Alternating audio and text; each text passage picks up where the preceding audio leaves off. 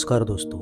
आज के इस योगाभ्यास में हम करेंगे सेतु बंधासन और एक पाद सेतु बंधासन। आइए शुरुआत करते हैं। सबसे पहले पीठ के बल सीधे लेट जाए, दोनों घुटनों को मोड़ें और पैरों को कूल्हों की चौड़ाई जितना अलग रखते हुए एड़ियों को नितंबों के पास रखें। दोनों हाथ शरीर के बगल में रखें और हथेलियां जमीन की ओर रहे। अब गहरी श्वास लें। श्वास भरते हुए धीरे धीरे कमर और कूल्हों को ऊपर उठाएं। पैरों और कंधों पर समान रूप से भार रखें। यदि सहज लगे तो हाथों की उंगलियों को पीठ के नीचे आपस में जोड़ सकते हैं। ध्यान रखें कि घुटने एक दूसरे के समांतर रहे और बाहर की ओर न फैले। गर्दन को स्थिर रखें और सामान्य गति से श्वास लेते रहें। इस स्थिति में 20 से 30 सेकंड तक रुकें। अभ्यास होने के बाद ये समय आप बढ़ा सकते हैं।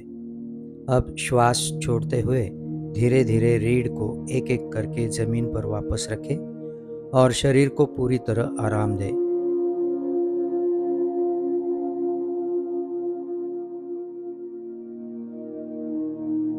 अब फिर से सेतु बंधासन की स्थिति में आए। शरीर का संतुलन बनाते हुए धीरे धीरे बाएं पैर को ऊपर उठाएं और सामने की ओर सीधा करें।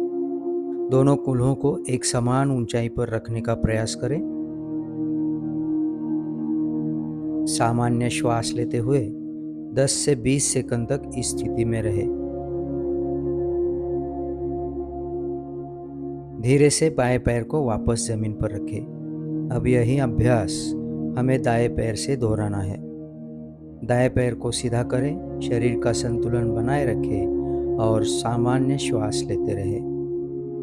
फिर से धीरे धीरे दाएं पैर को नीचे रखें। अंत में श्वास छोड़ते हुए कमर को धीरे धीरे जमीन पर टिकाएं और पूरे शरीर को विश्राम दें। ये दोनों आसन रीढ़, पैरों और कोर मांसपेशियों को मजबूत बनाते हैं।